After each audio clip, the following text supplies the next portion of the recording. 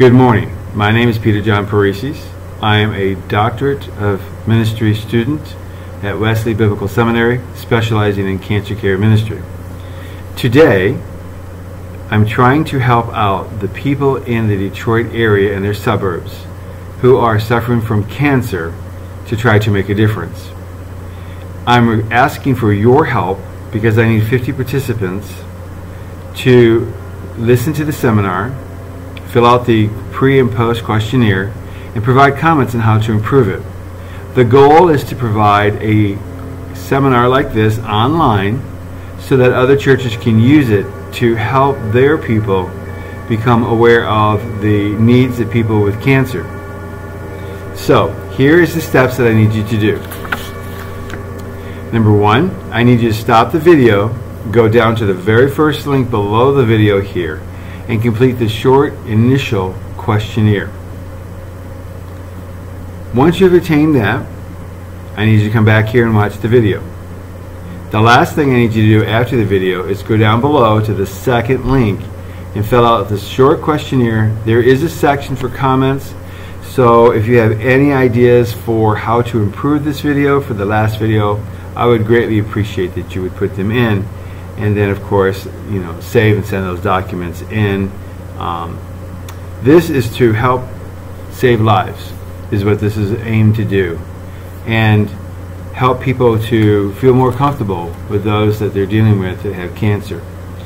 Now, today's seminar is to try and help the listeners learn about how cancer individuals' general conditions are, their needs, and ways each person can help as they are comfortable. There are several ways people can provide encouragement to people suffering from cancer and its treatments, and this will be discussed in the seminar. Your input to help improve the seminar is needed, as I stated, and the second questionnaire, there's a place for you to write that in, and I would really strongly ask that you would. In accordance with the American Cancer Society current online information, they're stating that, generally speaking, 1 of 2 people will be told that they have cancer in their lifetime. Everyone knows someone who's either has or had cancer. You are here today to learn how to be successful in communicating to a person with cancer. Also, you will learn of ways to help individuals with cancer that you are comfortable with performing. To help encourage a person with cancer, it is important to understand what they are facing. Cancer patients, psychologically speaking, are dealing with unique problems than any other members with illnesses. They find themselves wondering, what did I do wrong? Is there something that I did to cause God to punish me with cancer? You have opportunities to help a person with cancer by showing them your love through Christ in action in ways of encouragement. People struggle about what to say, how to say it, and when to say it when communicating to a person with cancer. The person with cancer feels that they are being isolated and avoided from the people they need the most in these trying times. This seminar provides the bridge by teaching you how to minister to the person with cancer, their caregivers, family, and friends by giving them a sense of hope, encouragement, and strength.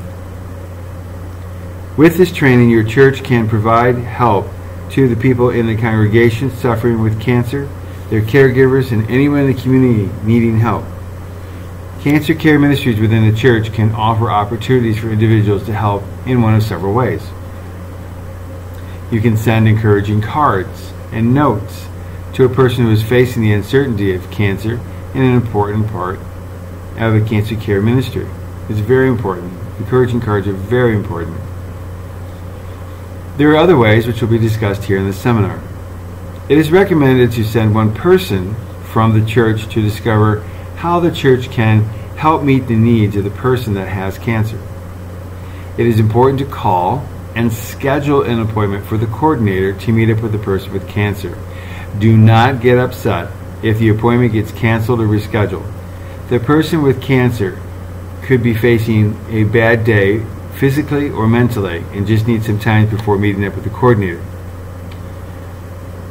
I am a cancer survivor several times, and I can tell you that a good day can go very bad very quickly during your treatments. So don't take it personally. They might just be all of a sudden have a bad day and don't want to be embarrassed. Once the coordinator meets up with the person, he or she can let the church know what the needs are at that moment. These needs will change. The coordinator can visit once a month or as needed to see what the church can do more to help. This is Christian love in action, and it's one of the most effective ways to help someone and find the place that they are, that they need their encouragement. And this is not only cancer but other illnesses, but particularly we're talking about cancer today. The person with cancer might need help in running errands, doing needed chores, picking the kids up for church, or just sitting and listening. The ladies of the church can put together boxes with cards of encouragement, Christian books of hope, socks to keep the individual's feet warm, a blanket, can of soup, and anything else to help the person know that they are loved and in your prayers. Holding cancer care group meetings regularly or one-on-one meetings when needed with an experienced cancer survivor are ways to show your congregation and local community that your church cares for everyone who is suffering with cancer. Starting a prayer team or a prayer chain within the church can help anyone who is sick or with cancer to know that they are being prayed for regularly. Our first cancer care seminar that we had last year had a guest speaker from the Detroit Veterans Hospital. His name is Donnell Nave. He's a registered nurse. He spoke for about 10 or 15 minutes during our first seminar and provided great insight. He said that the people there at the hospital, the veterans, usually there is only one visitor for them, and that's the chaplain. Well, the chaplain can't make it to all those people, so there's a long lapse between their visit. And he said that a lot of times you could provide help to encourage them by visiting them. You could also let them know that they're in your prayers, and you can actually take time to witness to some there that are needing some sort of hope. But in all, they all need encouragement. And he said basically what you're asking to help encourage those outside in the community is the same thing that these people need at the hospital. And he said that if you contacted any of the hospitals, and especially the Veterans Hospital, that there's a coordinator that can help you get familiar with the hospital and help you with your visits so that you can feel comfortable and come back regularly. They really do encourage you. It was a nice insight. Now, spiritual strength can help a person with cancer maintain a sense of hope, faith, and courage. Here's one suggestion on how you can direct a positive conversation with a person with cancer. Help them to understand it is important to grow spiritually strong to make peace in 4 areas of their life. First, he or she needs to make peace with God. Stop asking, why did this happen to me?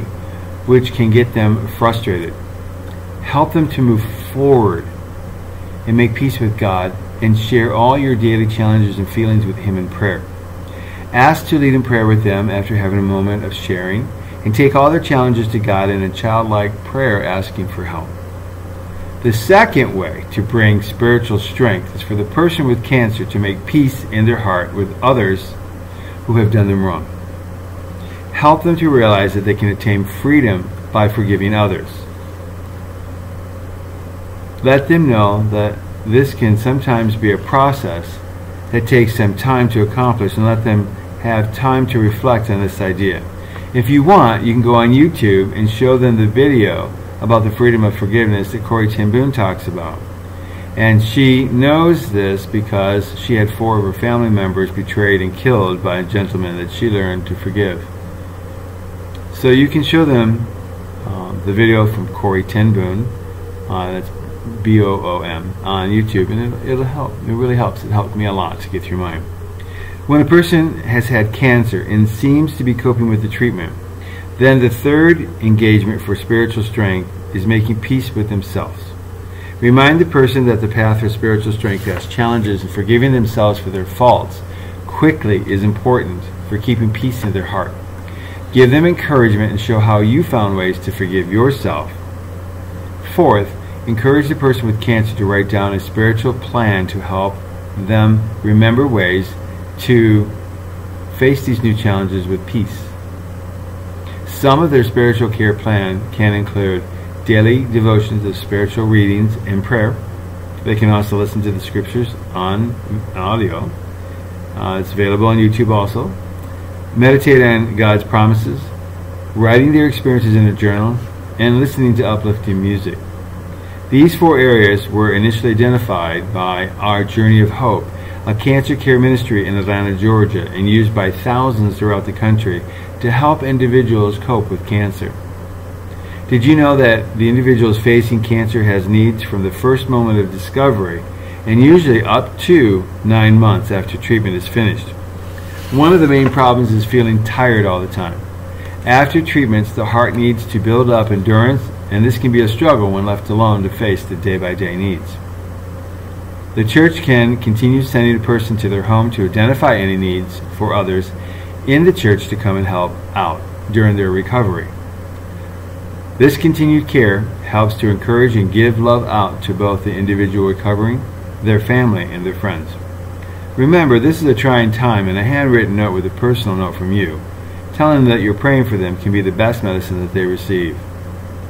The American Cancer Society states, many studies have found that cancer survivors with strong emotional support tend to better adjust to the changes cancer brings to their lives, having a more positive outlook, and often report a better quality of life.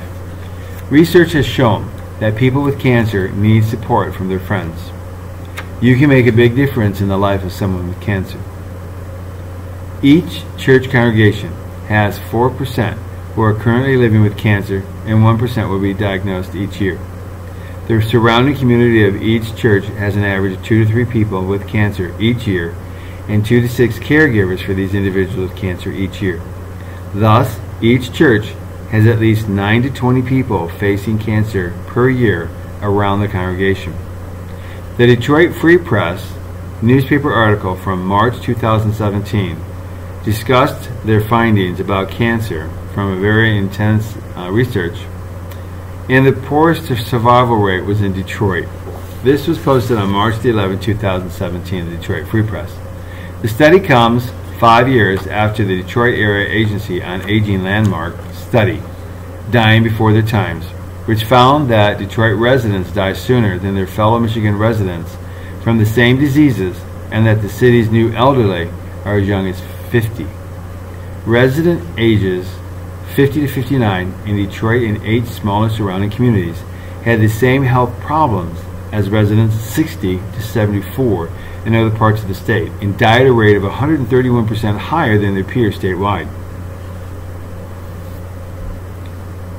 That's a very large percentage. The higher mortality rate was driven mainly by Detroit residents, the study found, who have more chronic illnesses, require more hospitalization, and have less access to health care than the people of the same age in the rest of the state. The death rate for African Americans outpaced whites in all 4 major categories of cancer: colon, female breast, lung, prostate. The death rate of prostate cancer, for instance, was 35.9 per 100,000 Black Metro Detroit residents dying in between 2011 and 2013, compared to 17.1 per 100,000 white Metro Detroit residents dying during the same period. So that was 35.9 blacks compared to 17.1 whites. The death rate for lung cancer, 56.3 per 100,000 Black Metro Detroit residents compared to 48.6 per 100,000 white Metro Detroit residents. The conclusion of this study was these deaths could be brought to normal if someone would care enough to reach out into the community with care. Thus, this is the reason why this seminar has taken place for the last couple of years. And this one is the initial seminar on how to be comfortable with dealing with people with cancer. The previous one was a seminar on how to start a cancer care ministry in your church. Before the seminar, there was 0 in Detroit. After the seminar, there are 4 churches who are actively participants in providing cancer care ministries, group meetings, and one-on-one ministry meetings as needed. Jesus said in John 13, verses 34 through 35, "A new commandment I give you, that you love one another, just as I have loved you. You also are to love one another. By this all people will know that you are my disciples, if you have love one for another." Showing love to individuals who are sick is one way of showing this kind of love to the world. Encouraging those suffering in a great way of expressing the love of Christ during their trying times. So express your love, and it shows this, that you are one of Christ's disciples to people who are suffering. Friends of people who are facing the challenges of cancer often want to help them, but they do not know how they can do this. The ways to help bring encouragement to individuals with cancer are as follows. Send blank cards with notes of encouragement and reminders that you are praying for them. You will find all this down below after the second link for the last questionnaire. I will provide all this for you, so you can go down and copy and paste it and print it if you desire. So send them blank cards, not get well cards, don't just send those, blank cards with notes of encouragement and reminders that you are praying for them. This is extraordinarily important and best medicine. You can send a text or make a phone call to let them know that you're praying for them and thinking about them. When calling, make sure that you let them know that you will be touching base with them shortly and make a follow-through. So let them know you're going to call them again. When the person with cancer leaves a message, make sure you get back with them as fast as possible. Check in with the caregivers and give them what things are needed. Visit the person who has cancer. Try to spend some time with your friend with cancer. You will become a welcomed distraction. Cancer tends to cause the person suffering to feel isolated. How to visit. Okay, now this is how I recommend you also do this. And so does the American Cancer Society. Call before you visit. Be very understanding if you're not allowed to come to visit when scheduled. Physical demands of cancer can make a good day turn bad quickly. Visit the caregiver in order to give them encouragement and support. You can make arrangements to stay and allow the caregiver to get away for a couple hours and relax if you desire. Your visits need to be short and regular. The person with cancer might be in a situation where they do not want to talk. They're just tired. Remember to start and finish your visit with a hug or a handshake. This helps the person to not feel they are diseased. Make sure you talk about your next visit so the person with cancer knows that they are not alone. Bring snacks or something to eat so your visit does not impose on the caregiver. Bring something to keep yourself busy in case the person falls asleep or decides to watch television. Take time to enjoy a television show they enjoy, a movie they enjoy, or even some music they enjoy. Keep up to date on the news and find a topic of interest and summarize it for them. Concerning your conversations, several things to keep in mind. A lot of people just do not know what to say with someone with cancer. The most important to remember is not knowing what to say, but that you are there and willing to listen. Help your friends feel free to talk about anything they feel like discussing. During your conversations, you can get an idea on how they feel. Remember that during some of your visits, the person just does not feel like talking, and let them know that that's okay. Gear the conversation to the person with cancer so that they do not have a feeling of being overwhelmed or feel guilty or not being able to talk. Guide the conversation as the topic is of interest to the person with cancer and help good feelings come from communicating. Ask their advice and opinions during your conversations so they feel active in your friendship together. Give honest compliments instead of asking them how they feel. Don't ask them how they feel. They get so bored with that question because it always redirects them to their health issues that they're trying to forget. During the bad day for the person with cancer, allow them to be negative, withdrawn, or even silent. Do not challenge the subject during this time. Do not offer medical advice or your opinion on things like their treatment, diet, miracle cures, etc. Do not remind them of past negative behaviors that might be related to their illnesses. They don't need to hear this.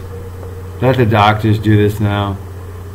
You might even want to drop them a book if you want to, but don't have this conversation with them. They don't want to be thinking about their health issues.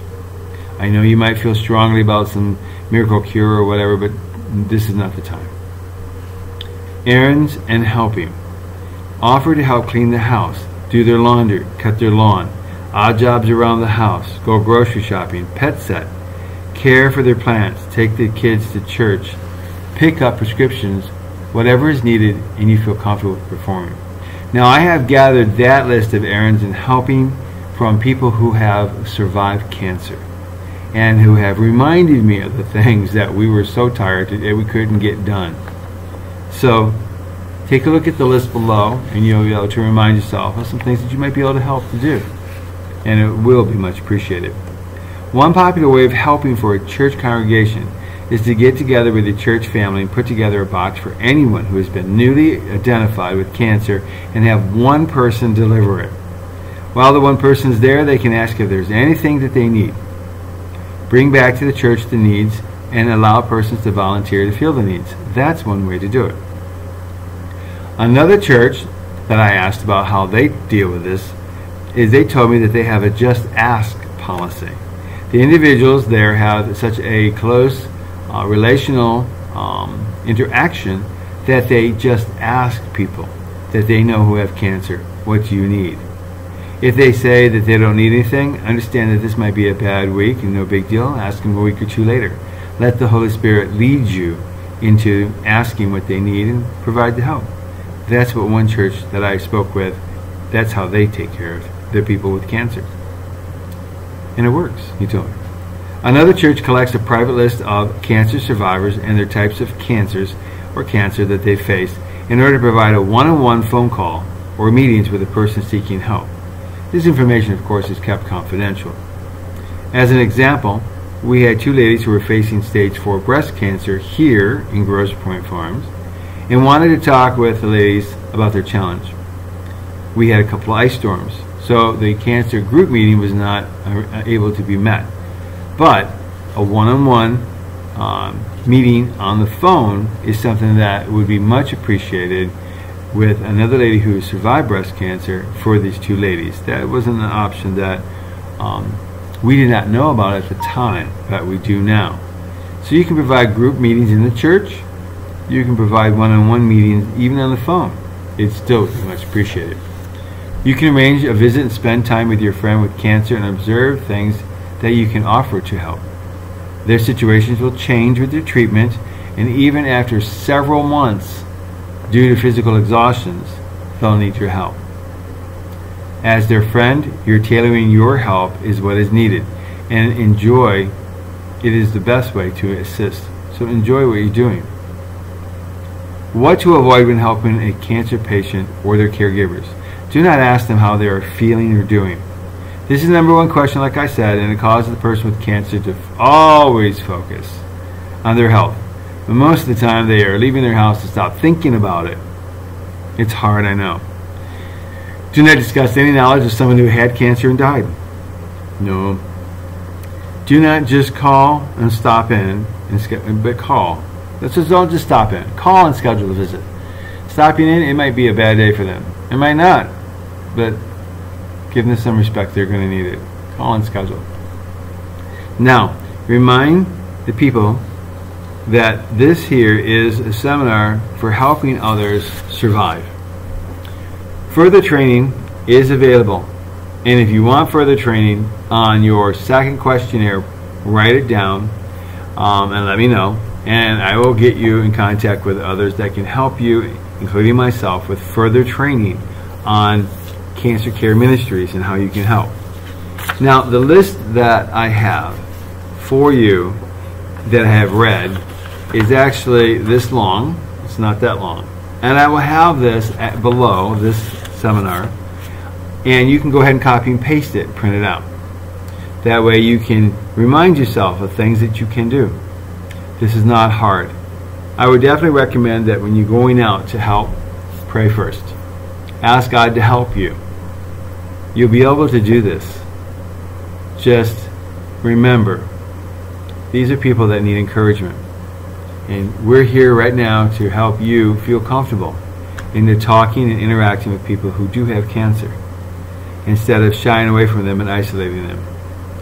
So remember, don't ask them how they feel, but go up there and encourage them. And if you can't do that because it's difficult, send them cards. That way you can write it out and then send it. You can put it in a box together with others. And then you can help.